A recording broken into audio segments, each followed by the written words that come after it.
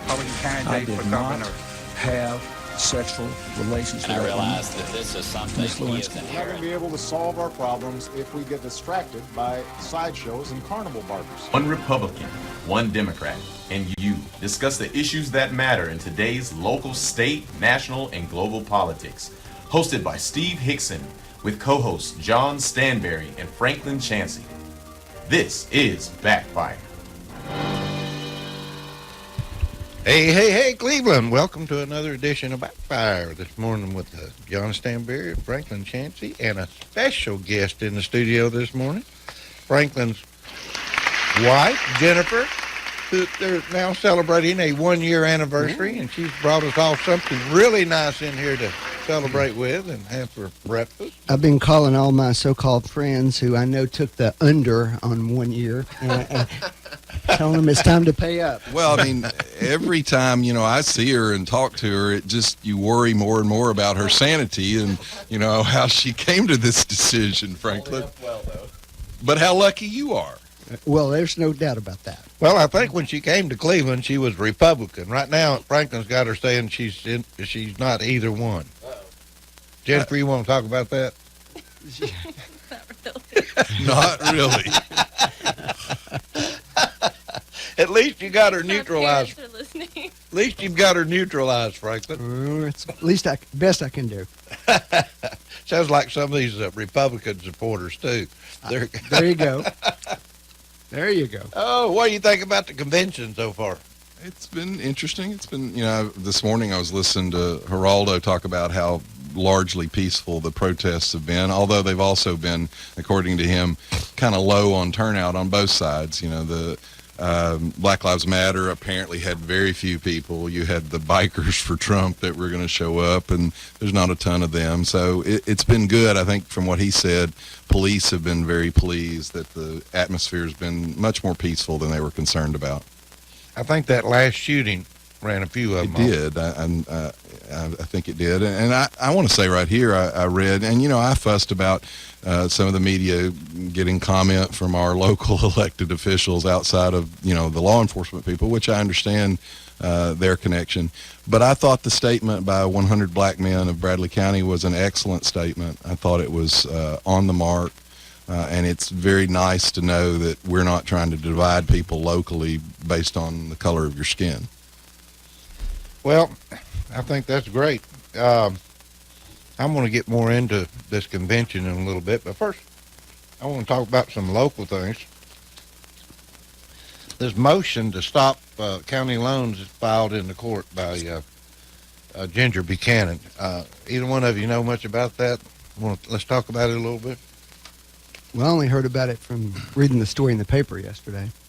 What about you, John? Well, I know a little bit about it. Lisa is the chairman of the Healthy Community of Initiatives Committee that's been managing that portion of the hospital proceeds money for, what's it been, 8 or 9 years now, and has managed a local volunteer committee that has given out well over $1 million to schools, to the veterans home, to all kinds of worthy endeavors. And it's disappointing to see the lawsuit filed at this time, especially. I know that Mike Smith, county trustee, worked for about 3 years to try and put this together. And if you read through the points in the lawsuit, there's several things that are kind of, I don't know whether it's a misunderstanding or a misstatement, but for example, it talks about spending the hospital money. This is not spending the hospital money. This is the hospital loaning the money, which they are, or the HCI loaning the money to our local groups that put in for these bonds and receiving all of the money paid back and interest. Now, right now, they can legally do that to a county in Alabama or a county in Mississippi or even Hamilton or McMinn County. Why would you try to shut down being able to loan that to a project in our own county? So I don't understand the point. And the other thing I would stress is this has been a 3-year process. This has been discussed in county commission meetings. It's been discussed in finance committee meetings. It's been discussed in HCI committee meetings. Mike Smith has talked about it. We've talked about it on this radio show for over a year. And not once was there these objections posed. And now, a week and a half from the chancellor's final ruling, after the state comptroller has recommended it, the state AG has recommended it, the legislature has carried the bill, Mike Bell carried the bill in the Senate, Dan Howell carried the bill in the House, and the governor has signed it. Why at the last minute would you come up and try to scuttle this really win-win-win situation? Well, is it not a conflict of interest for her in some of these committees that she's on? She's on a private committee that's trying to raise funds, I believe, for... Well, and that's a private committee that has actually attempted to get this money. And I would point out on that private group, the comptroller expressly sent a letter stating that would not happen because that would be a violation of the original agreement for how this hospital money was to be used. I know originally when the hospital money was set up, it was supposed to be used to benefit Bradley County. Well, to benefit the health and lifestyle of Bradley County. Yeah. And it would go for, let's say, the nursing home.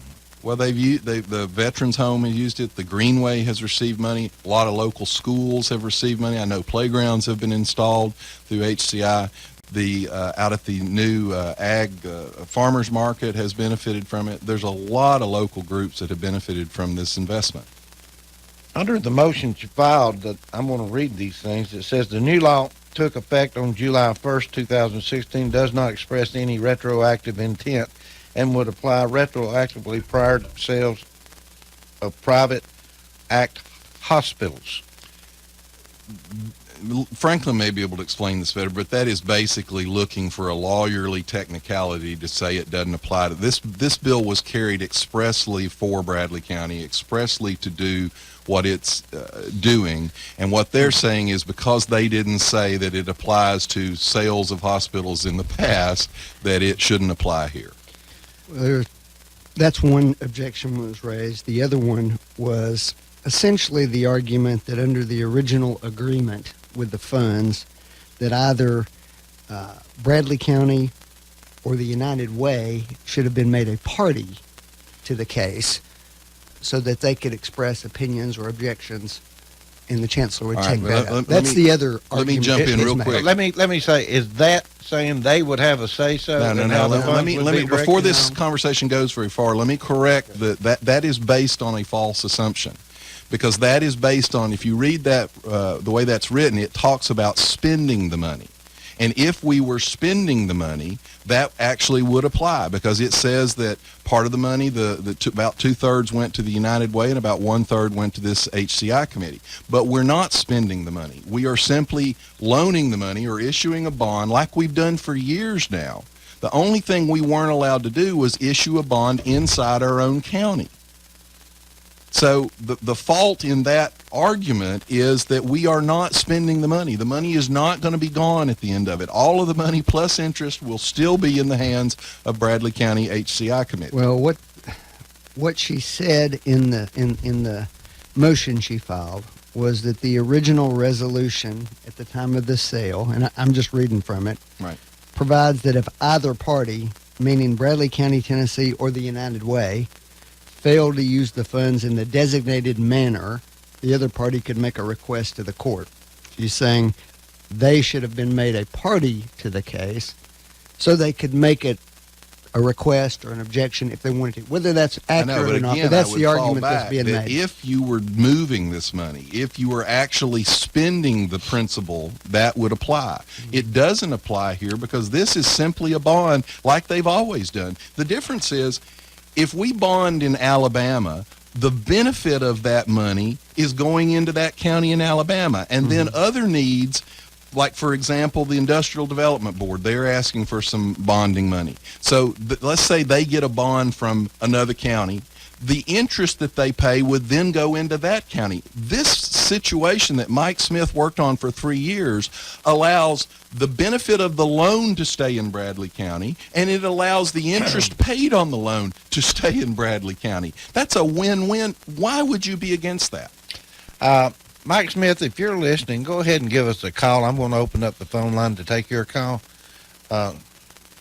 618-614-5553. Give us a call. And the other thing, again, I will reiterate, this has been discussed in multiple venues, public forums, county commission meetings, HCI committee meetings, talked about on the radio, written about in the paper. Why now at the last minute? Why didn't someone come forward? And if they had any questions, why wasn't it put forward earlier? I think there's a conflict of interest. And I don't want to get into details, but I think there's a conflict of interest. There was written approval by the Attorney General, which he argues is required by the state statute. There was no written approval by the Attorney General. There was. The Attorney General was involved in this. The comptroller was involved in this.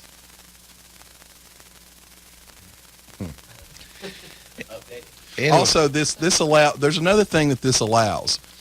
Previously, they were regulated to a 9-year investment, so they could issue a bond on 9 years. Well, most counties and projects, 9 years is a pretty quick payback. This allows them to take that out to 20 years. Now, one of the advantages on the other end of this is because let's say we issue a 20-year bond. That means that the HCI committee will know for the next 20 years exactly how much revenue they will have coming in. That will allow local community charities, local schools, anybody that would be putting in a request for some of these funds from the HCI committee, they'll know what the pool's going to be. They'll know every year how much money they're going to have to loan out to all the local groups that they've already been loaning out for all these years. So it's just this is one of those rare situations where it's hard to see a downside to this. I know there's been some issues in the past of the money, what the money's to be spent for. There's always been some questions that always come up every time somebody makes application for money from the hospital fund. But the hospital fund, our local hospital was sold, let's go back just a little bit, for, I can't remember the number, $60 million or something? Well, actually, no one ever knew the exact number. Anyway, the money was pay off some debt, and then it was put into a fund to be used to benefit. It was divided by the courts. They divided. About 2/3 of it went to the United Way, and 1/3 of it went to the county. And the point there was the United Way, they have, on average, they have been able to invest in the stock market, and they've had some higher returns. But when the stock market crashed, they actually lost money the first couple of years. Now, the county has not made quite as much money because they're limited. They have to invest in much more secure, trustworthy investments, but they've never lost any money, and that was the point of dividing it. Let's take this call. I hope it's Mike. Mike, I hope that's you. Go ahead, caller. It is. Got to call you guys. I have a question. Oh, yeah, we're talking about this motion to stop the loans filed in court. Can you tell us what this is all about? Well, I wish I could. No idea.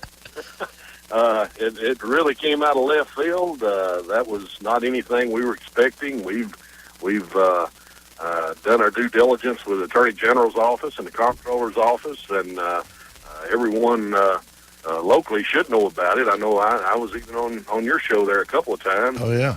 Well, clearly everybody knows about it then. Yeah. No complaints were made about it, and so really I have no idea what it's about. It's taken a situation that was going to benefit the county and HCI fund and be a win-win, and if Ms. Buchanan is successful, and I hope she's not, it's going to turn a good situation into... Tell me what she's trying to do. Tell me what she's trying to accomplish. I don't know. I have no idea what she's trying to accomplish other than, I guess, stop us from buying our own debt. Now, Mike, if she's successful, we'll still be able to issue bonds outside of Bradley County, won't we? Yes. We just won't be able to do it inside Bradley County. We'll be able to do the same thing that we're wanting to do in Bradley County outside of Bradley County. So we'll send the money outside of our local community rather than keep it here if she's successful. Well, the money gives us a way to. Earned on those loans will come back to Bradley County, but the principal we pay will be gone. Right. You know, on this plan that was approved by the state, every penny that Bradley County pays on their debt will come back to Bradley County. Right. And every penny of interest will come back to Bradley In other words, the way this is being set up, it'll be a perpetual fund. Yes, pretty much. That's one way to look at it, yes. Yeah. Which is very good. I mean, that way there's no chance to. Well, they were never. The HCI has never been allowed to spend the principal. They can only spend the interest. This just allowed them to loan the money to our own people inside the county, which I can't imagine why you'd be against that. I don't know. I've never talked to Miss Buchanan. She's never asked me one question about how it would work, and unless you've been involved with the negotiations with the state, it's. You know, there's some things in there that really gets down being very specific how we can handle and the payback and even, you know, and as far as I know, she never had any discussion with the county commissioner from what they told me on how this would work. So I'm not sure she understands how it works or she does understand and still doesn't want it to go through, but it's disappointing. It's disappointing to me personally, and it's disappointing to me for Bradley County. What is the next thing supposed to happen here? Is she going to make a presentation to the county commission? Is she going to explain herself a little better to the banner? I mean, basically, the only thing that's happened is she's put everything on hold. Am I right? Everything is on hold. I'm not sure if she's doing anything personally, but according to her injunction, the next step was she will appear in front of Chancellor Bryant and try to stop the procedure. But it's you know, we're still be able to do what we're trying to do locally other places. So I don't know what she benefits of trying to hurt Bradley County. Is there a timeline when We'll find Judge Bryant will hear this? A temporary injunction has to come up no later than 15 days from the day it's filed. So relatively quickly it will be. So we don't have an injunction yet. She has asked for the injunction. We'll have to see what Chancellor Bryant now does. Right. I think the date, I'm not sure, but I think the date's 27th on that. Is she representing someone? I have no idea. I don't have the story did not say that. Okay. I don't know. I haven't seen the documents themselves. So this is a personal thing that she's done. She's not representing someone. That's my understanding, yes. Well, there was some pretty hard language in the commission. Several of the commissioners had some questions, but right now it just looks like a personal. And I don't know. I'm like Mike. I don't understand how you could be against this. Well, that's about all I know about it, guys. I hope she fails in trying to get this stopped. And Mike, just once again to I guess brag a little bit on you. This is what, about a 3-year effort on your part, was it not? Yeah, we've been working on it close to 3 years, and you know, the big kicker, if you don't like what we're doing, and as far as how we're doing it and the programs we're going to invest in and things like that, even after Bradley County decides, yeah, we want to look at this and maybe it'll benefit us on this project, it still has to be approved by the Tennessee Comptroller's Office. So we're not going to be able to go out here and do something crazy. Believe me, we're highly monitored and restricted on what we can do. So even when a project's identified, it still has to be approved by the state. All right, let me go one step further. What had you been able to do with the money in the past? Well, it's always safe investments, CDs, money markets, very low risk, low yield. But as far as buying debt, if Hamilton County issues bonds, as long as they're government-backed bonds, if Hamilton County issued a $5 million bond, I could go buy Hamilton County's debt. I could buy that, and not a word would be said. It's entirely legal to do that. But, you know, Bradley County, other than the interest coming back, we would not benefit one thing, you know, by one penny on that. So let me interject, and Mike, if I'm wrong, you correct me. But for example, the Industrial Development Board is talking about needing some financing. So the county will now be able to, if the HCI committee is allowed, they will be able to now issue that bond. The hotel motel tax with strangers coming into Bradley County will generate the revenue to pay the bond back. So you've got outside people from Bradley County's money staying here. You've got the investment from the HCI money benefiting here, all of it being paid by people who don't live here. So it's a win-win-win situation. Is that about right, Mike? Well, that is, and the other part of the win-win is the county will receive a lower interest rate than what it can receive on the open market, and HCI fund will receive a higher bigger interest rate on funding of their projects. So HCI will earn a higher interest rate than they normally could. The county will pay a lower interest rate than they normally would have to. Again, where is there something to be against this on? I wish I knew. I've tried to run that question through my mind 500 times last week, and I have no idea how anybody could object to this program that we're trying to put together. But and on the other hand, I know Miss Buchanan.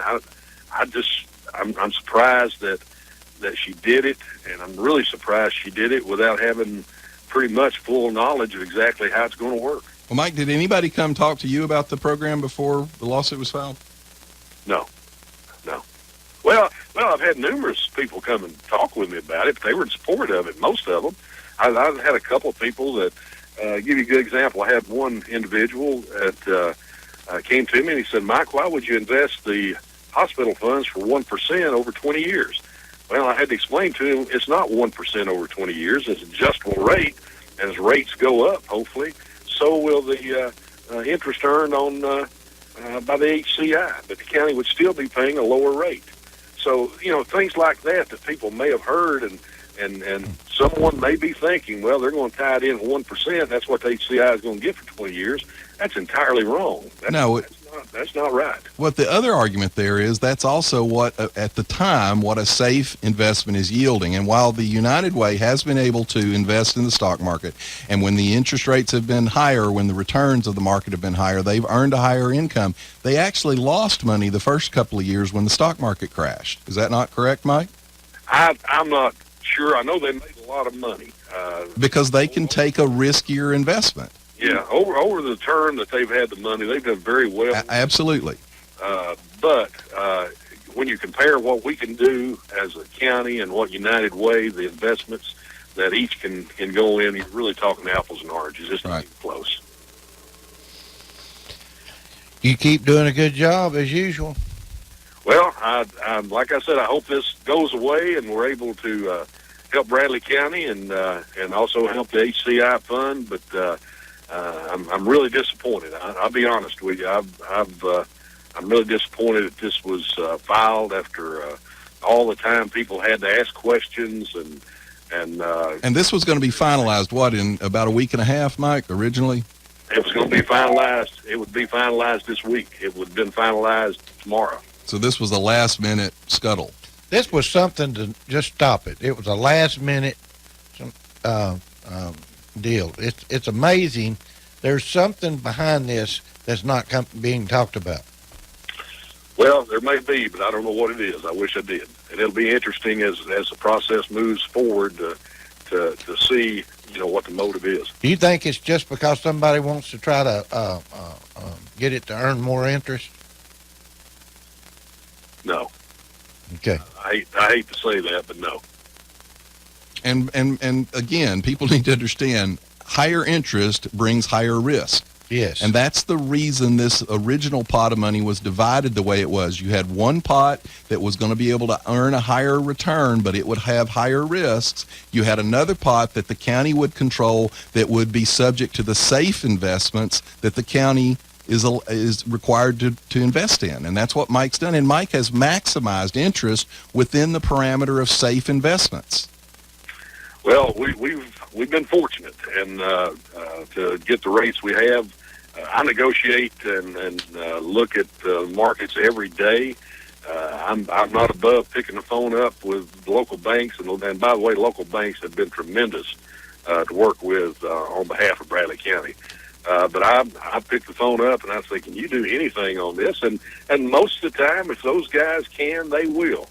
And so we've been very fortunate. But I hope we can get this behind us over the next 2 or 3 weeks and get everything approved and then move forward and have a positive impact with these hospital funds in the future. But yeah, today I'm really disappointed, and because I see the impact if we don't do this. We're not talking over the life of a 20-year loan. We're not talking about making a couple of $1,000s. We're talking about the benefit on when you combine the benefit on each end. We're talking about benefiting Bradley County hundreds of thousands of dollars. We're getting it coming and going this way, right? Right. Yeah, pretty much. Yeah, you're getting it good. But yeah, I hope we put this forward, and I appreciate you guys' interest in this and getting, talking about it for the community, because no one on the county side, and I will speak for everyone because I think the county commission and I agree on this. There is no one that understands exactly why this is going on, and we hope that we can resolve it quickly and move forward. I would like to say, I mentioned there's school playgrounds that have been funded with this. The Greenway's been funded with this. The Veterans Home's been funded out of the HCI committee. But every year, the library board, or the library bond, is funded out of this. So the expansion on the library is being paid for by the HCI committee, or at least paid into by the HCI committee every year. So that's an ongoing commitment that HCI does. That's to about $85,000 a year. That's the benefit to the library.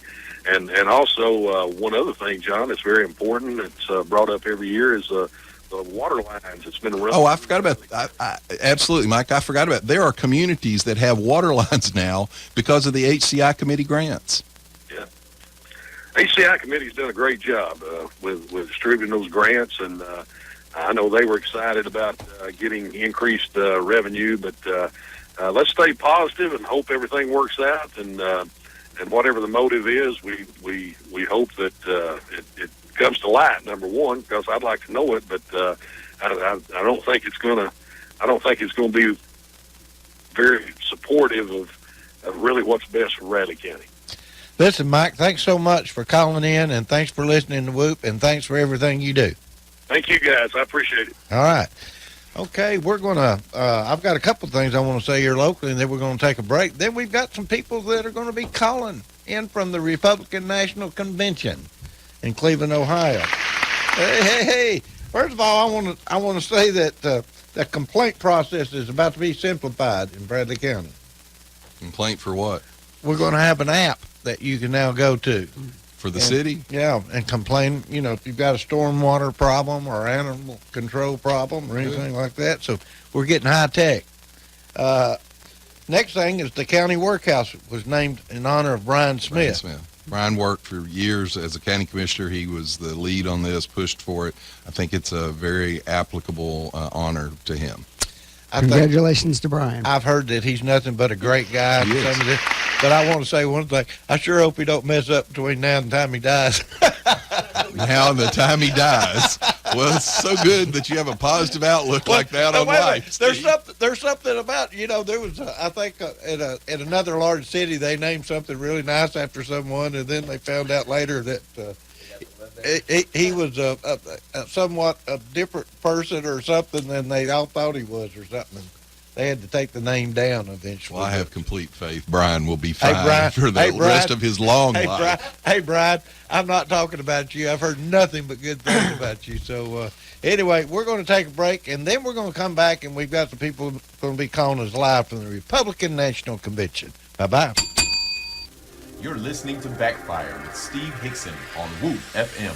Call 423-61. You're listening to Backfire with Steve Hickson. We'll be right back after this. Whoop FM is your hometown oasis. WOOP LP Cleveland. Whoop Island. Radio 99. Check into Checking to cash. The cash you need today is waiting for you at Checkin' to Cash.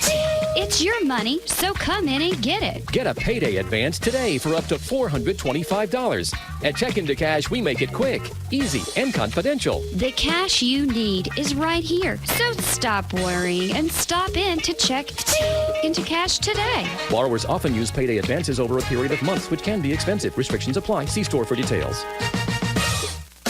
Did you know that U.S. Money Shops cashes all checks, even the ones most check cashers reject? Tax refund checks, government checks, payroll checks, and many more. And when you cash a check with U.S. Money Shops, we'll give you 10% off your next purchase. At U.S. Money Shops, we have everything you need at a fraction of regular retail. So stop by one of our 11 locations or visit us online at usmoneyshops.com. Buy yourself a coin today, the better way at U.S. Money Shops. Some restrictions may apply. See store for details. After 135 years, Hardwick Clothes, America's oldest since 1880, has delivered on our commitment to produce the finest navy blazer in America. This limited edition blazer was announced as the style winner in Garden & Guns Made in the South Awards. Crafted in Cleveland, Tennessee, we use premium Italian wool from Vitale Barberis, custom Bimberg lining, and signature gold buttons. It's available through the finest men's stores or at hardwick.com. Hello, my name is Andy Figglestaller with Ed Jacobs & Associates. We are an employee benefit and insurance broker in business for the past 20 years. The new healthcare law, also known as Obamacare, has finally arrived. The law is complex and the choices are confusing. You have questions, we have the answers. It is our passion to find cost-effective solutions for every client. The solutions will be different for every person or business. Let our knowledge, experience, and passion go to work for you. Contact us today and let us assist you through this process. Our phone number is 423-473-0202, or you can find us on the web at edjacobs.com. Dr. Christopher Chase, with Associates in Plastic Surgery, now offers his patients the convenience of a Cleveland office at 2350 North Ocoee Street. Dr. Chase specializes for the ladies in breast augmentation, including lifts, reconstructions, and reductions. Also, tummy tucks or mommy makeovers, and facial rejuvenation, including facelifts, eyelids, brows, nose, and he also offers Botox procedures. Check out Dr. Christopher Chase. He is certified by the American Board of Surgery, the American Board of Plastic Surgery. He's a member of the American Society of Plastic Surgeons and the American Society of Aesthetic Plastic Surgery. Check their website out at aprs.md. That's aprs.md. Call for your convenient appointment in Cleveland at 624-0021. 624-0021. 2350 North Ocoee. That's Dr. Christopher Chase.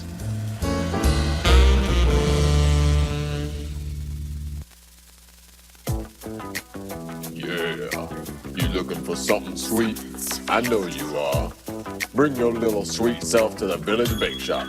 Around since 1961, there ain't a baked good in the galaxy the Village Bake Shop can't whip up for you. So when you're ready to treat your mouth to a taste you won't soon forget, get over to the Village Bake Shop in the Village Green Town Center, or give them a call at 476-5179. You dig? No dealers allowed. Jackson Catnapper, family owned and operated in Cleveland since 1933, offering the best with over 70 styles of recliners, sofas, electronic lift chairs, full living room packages. Call Mike now at 961-7239 because Jackson Catnapper now offers sales to the public every Saturday. That's right, every Saturday. From 8 in the morning to 1 in the afternoon. Or call Mike at 961-7239 or go see him every Saturday at 1911 King Edward Avenue, just across from the main plant. Jackson Catnapper, family owned and operated in Cleveland since 1933. 961-7239. No dealers allowed. Train engineers put our heating and cooling products for almost every test imaginable. So while you're sending your kids to school, they're sending 10,000 volts through a compressor. Testing like this is the reason Train is so reliable, and why our engineers prefer their steaks. Well done. Ready to indulge in Train comfort? Call a Train comfort specialist at Mechanical Systems, 336-5739. High-quality service and installation for more than 30 years. It's hard to stop a train.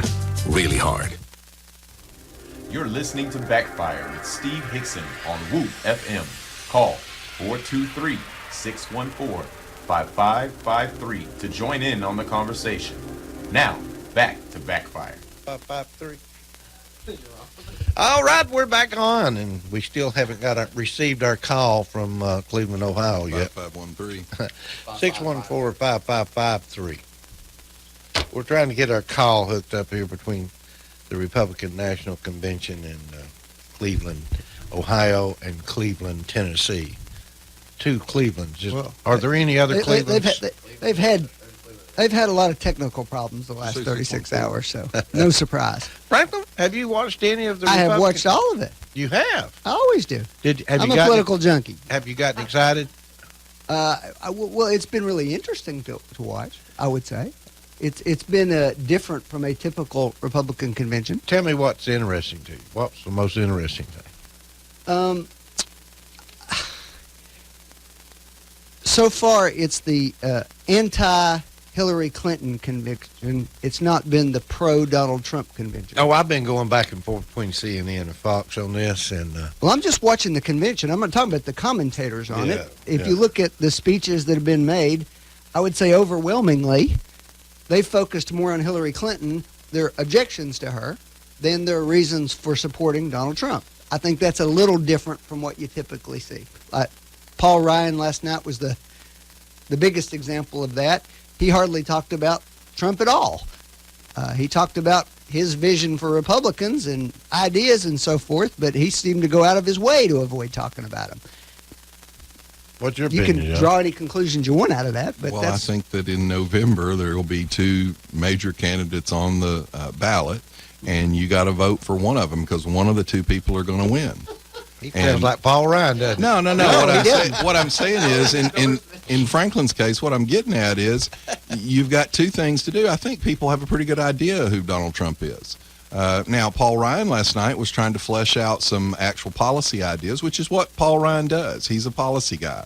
And he was laying out the difference between what you'll get with a Hillary Clinton vote and what you'll get with a Donald Trump vote. I think what he was laying out was what I'll call his 2020 I told you so speech. I don't think so. I think he was setting forth what he thought they should be doing. So in 2020, when he's running for president, he can say, I told you this 4 years ago. I hate to point out, but he is the Speaker of the House who is in session right now and will immediately be enacting policy. So I think we have a phone call. All right, we've got a call. Let's go live to Cleveland, Ohio. Go ahead and talk to us. Hey, this is Emily Beatty. How are you? Emily Beatty, thank Hello, you Emily. for calling. Yeah, she's affiliated with another radio station here in Cleveland. She used to visit with us, though. And she's also a good friend of Whoop. Thank you for calling. We'll visit with you anytime. All right. Tell us what's going on in Cleveland, Ohio, in Cleveland, Tennessee, please.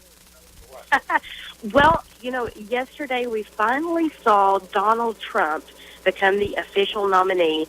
There wasn't a lot of controversy on the floor. There were a couple of procedural questions, but nothing eventful happened on the floor like the first day. He is the official nominee. I've had several people send me text messages, send me messages on Facebook saying, okay, is this actually official? Is there anything that can stop Trump at this point? The answer is no. He is the party's official nominee.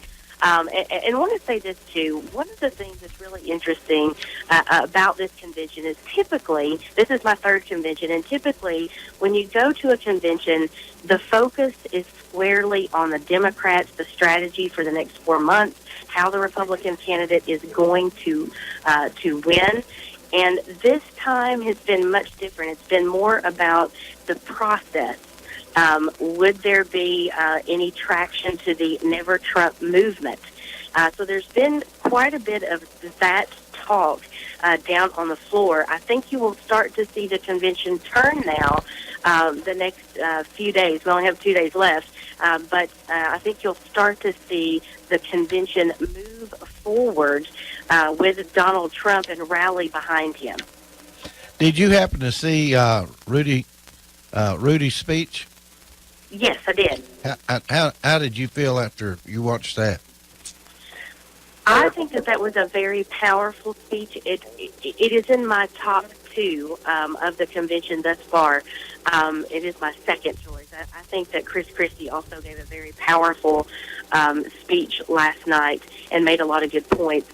I think that, when you look at the polls, the economy and security are the top two issues for likely voters. Donald Trump is very strong in both of those categories. And I think both of those speakers really spoke to people about the safety and security of our nation. I think Rudy Giuliani was spot on. He said a lot of things that, even delegates for Cruz, Rubio, that were down on the floor, that were not original Trump supporters, were cheering him on during that speech.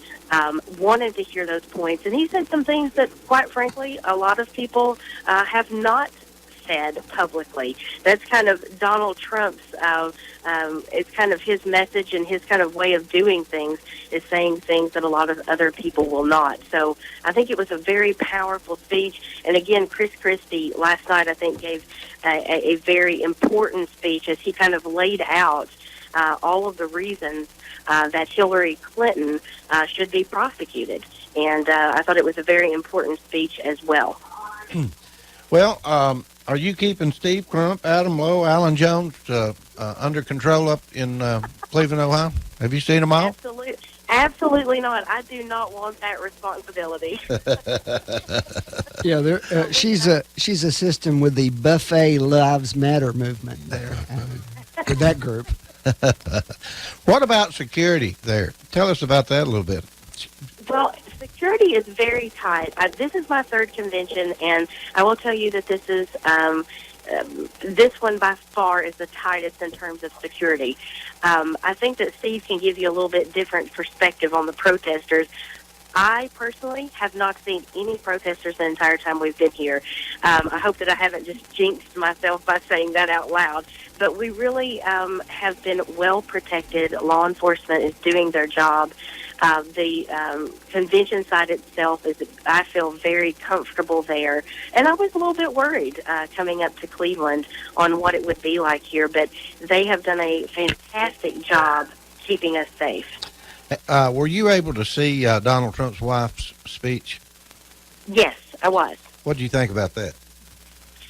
I thought it was a good speech. And I'll tell you, a lot of this controversy over the plagiarism is really unfortunate because I think it kind of overshadowed Rudy Giuliani's speech and the points that he was trying to make.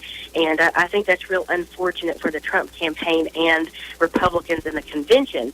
But to be honest with you, I think that this is really an issue that's much about nothing.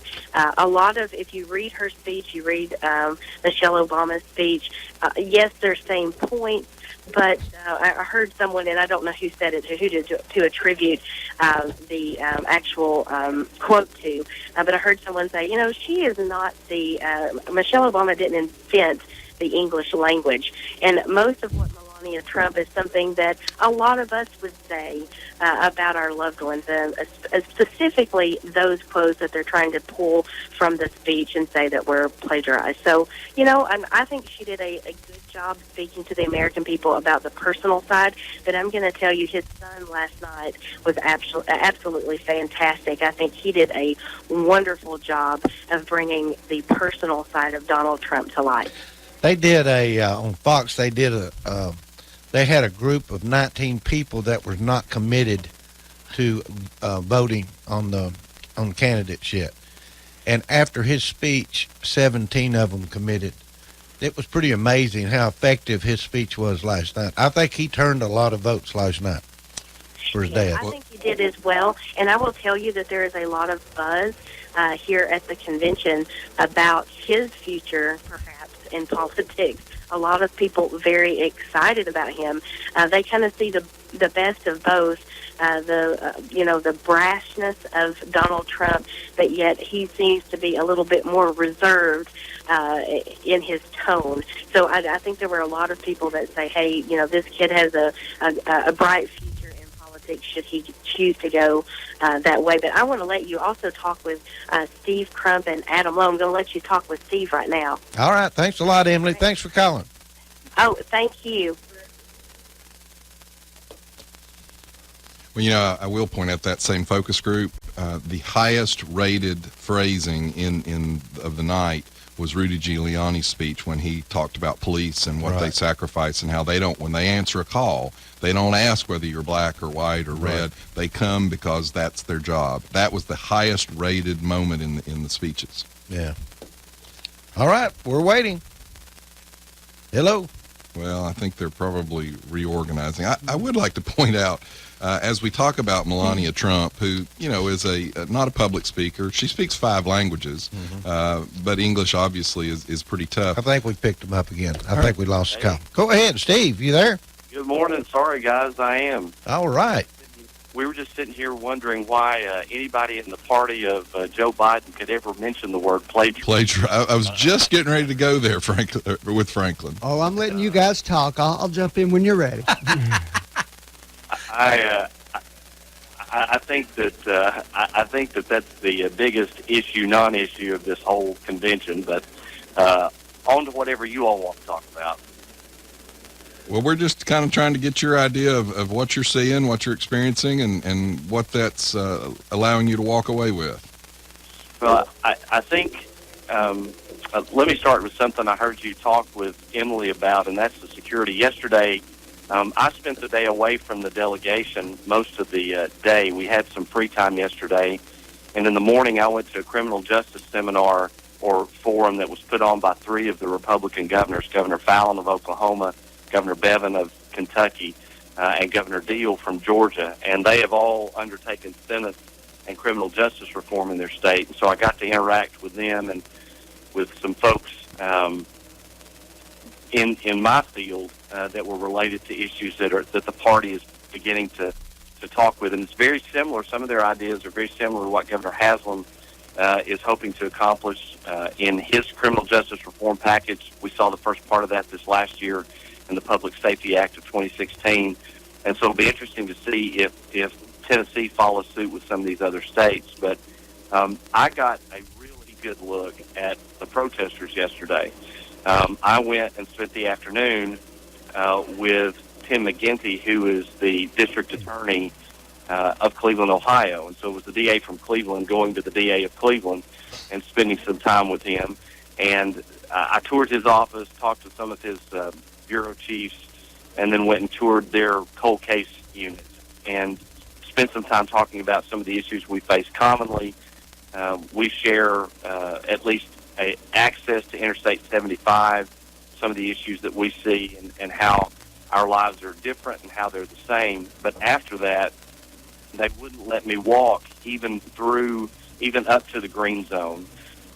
They had their security people take me to the backside of the convention center, and as we were going, we actually passed through the largest public square, or next to the largest public square in Cleveland, and they were all over the place in terms of protesters, and they were all the various groups that were angry with one another. And the police officers who were directing us actually then redirected us another couple of times because they said, we can't let you go up the street because we're afraid that you're going to run into some of them. These are their words, not mine. The protesters that are angry and mean. They look to be incredibly animated, but I'll say this, the security apparatus of this city has been amazing. Cleveland has been an incredible host city. Anybody that's doing some kind of convention is missing out if they don't come to Cleveland, Ohio. The people are incredibly friendly. They want to show you and show off their town. They have a great deal to show off. And from a safety perspective, the closest we've come to a protester is one single code pink woman waving some kind of banner or flag that was yanked away from her by some delegate from Texas who didn't even lose his hat when he did it. So, you know, we've actually seen a very different side of the protesters than what I think you guys have been seeing. But it's been just an absolutely amazing experience. All right, Steve, is the DA up there a Republican or a Democrat? He's a Democrat. That's what I assumed. I think that's great that you were able to go meet and talk with him. He was, and was he going to vote for Trump this time? You know, he was reserved in his talking about it with me, but he was certainly open to the concept of Trump. He was very disappointed that the party had nominated Hillary Clinton. Even though he was a Democrat, he believed that Martin O'Malley was the best choice for their party. And he said one of the things that bothered him was, particularly on criminal justice issues, he believed that that a Clinton administration would make it much more difficult on prosecutors to simply do their job. Now, his first assistant was much less guarded with me, and he said, I don't ever want an executive that's not a Republican. That was afterwards. That's as we were traveling back to the convention. He may have done that for my benefit as much as his. But, you know, one of the things about the position that I'm in, we do work with Democrats all the time, and our goals are exactly the same. We don't have a lot of the partisan divides within my professional brother and sisterhood, if you will, that are in many other types of politics. We are all very significant partisans, but I spent 3 really enjoyable hours with a guy who would have run against me if he had lived in my district, and I would have run against him, and I lived up here. But we were really able to do some good work together yesterday. Have you met Chris Christie yet? I haven't met Chris Christie, but I did get to meet several people yesterday. I happened to get into a sweet spot for meeting people, and actually made some friends with some of the security folks. And as a result, I got some pretty good access to some of the folks as they were coming out of various green rooms, and got to shake hands with them and say hello to them. And that was a lot of fun. Good way to end the day. It was late, but it was well worth sticking around and lose a few minutes sleep to meet with folks like Tucker Carlson and Newt Gingrich and folks like that. Sean Hannity is one of the most engaging personalities here, and he spends tons of time just walking around meeting delegates. It's obvious to me that Sean Hannity really, really loves the people that watch him and loves to interact with people who I think probably he feels like came from the same background, the same upbringing that he did. And so he is signing autographs and taking pictures, and he doesn't try to make the quick move from one room to another. He walks and talks and really seems to enjoy it. Newt Gingrich is going to be a speaker, I think, tonight. He is. And I think that's supposed to be, I think it'll be a wonderful speech to watch. So hope you get to tune in closely to that. Well, I'm hoping to. I'm hoping that all the speeches are going to be. We've got some really great people speaking tonight: Ted Cruz, Scott Walker, Marco Rubio, Newt Gingrich. I think that those are, and then of course Mike Pence will speak tonight. This will really be his unveiling as the vice presidential nominee, and the first time people have got an opportunity to really zero in on him and what he's like. But I think tonight may very well be the best night of the convention in terms of just the overall quality of the speaking, because there's some phenomenal folks that are going to bring their message to the floor tonight. Does Trump speak tonight? No, Trump will speak tomorrow. Tomorrow night. Okay. He'll finish out the and of course, there's no way that won't be a great speech. Whether you like him or not, it'll be entertaining, and there'll be plenty to talk about and quote from the next day. That's for sure. All right.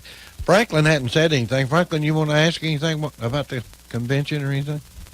Well, no. I read that Steve was really excited about attending his first party convention, and I think that's a wonderful thing that everybody, if you ever had a chance to do, is a great thing. So I'm glad he's enjoying the experience. We need to grab Adam Lowe before we run out of time. I know Adam's about to die.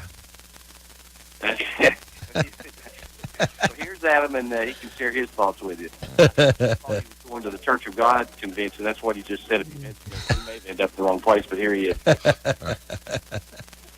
Good morning, Mr. Lowe. Hello, sports fans. How are you? Tell us in a quick summary of what you think about the convention. I think that the stale pretzels they offer at the concession stands are way overpriced. I think Uber gouges you to get around town. And I think that, except for tomorrow night, tonight's going to be the biggest and bestest speeches you've ever heard. Biggest and bestest. Biggest and bestest.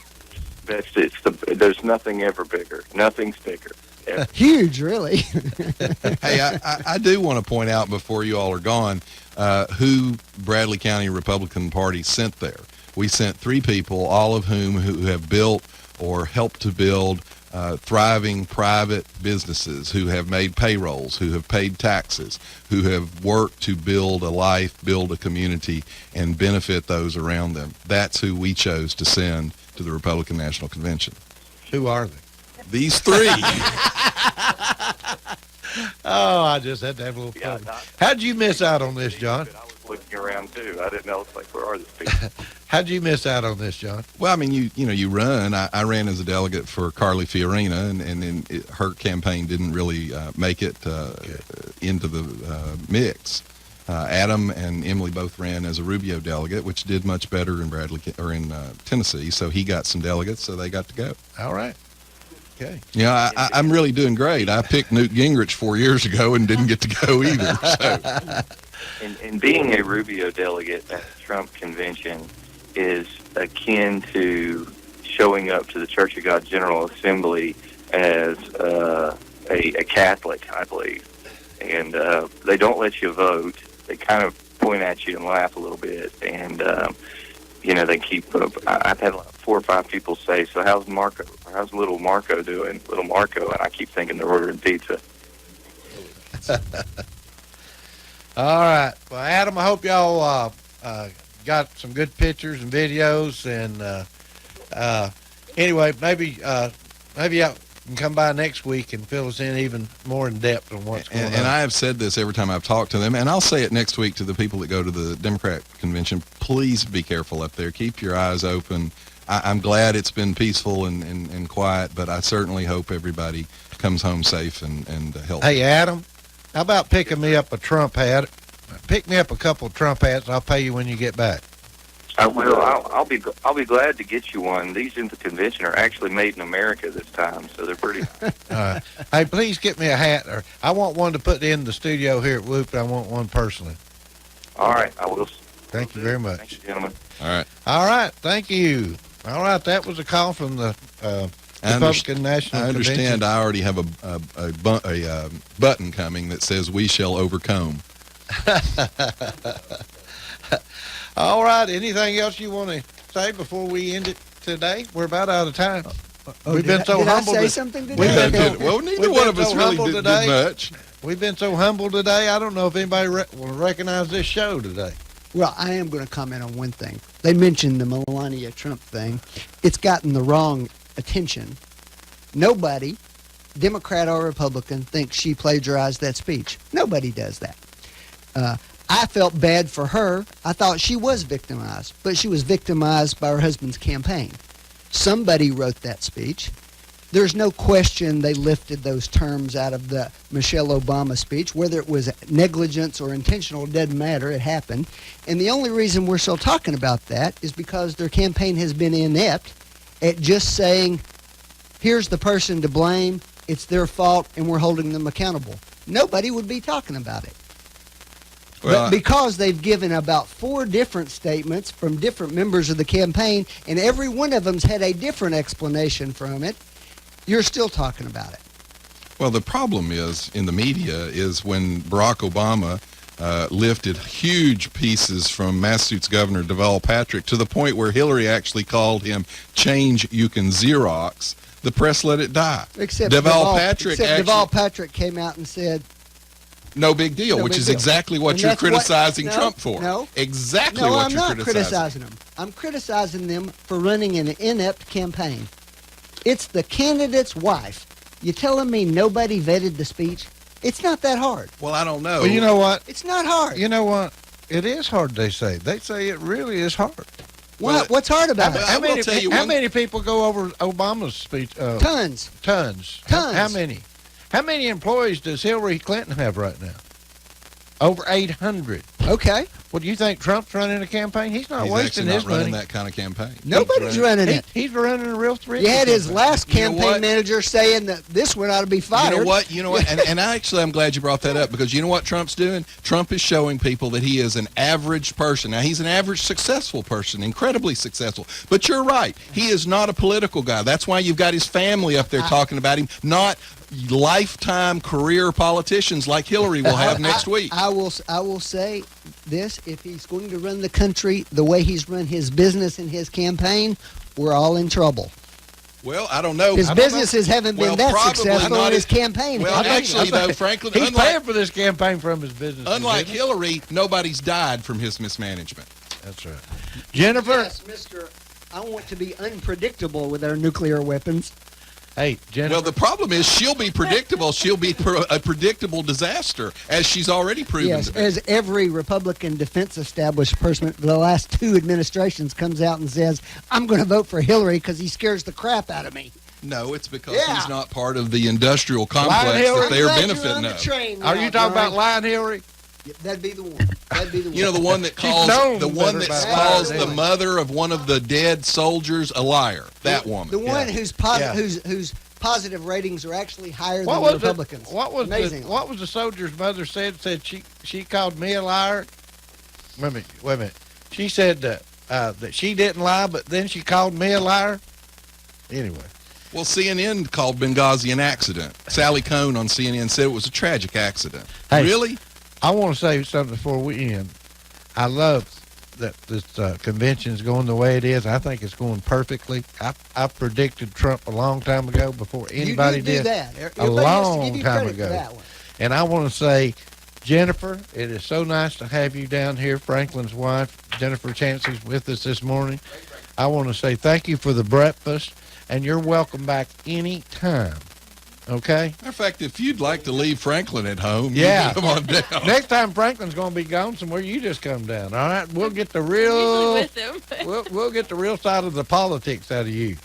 Franklin's only got her to the middle. He can't get her on the left side yet. Bye-bye now. We'll see you. You've been listening to Backfire with Steve Hickson, John Stanberry, and Franklin Chancey.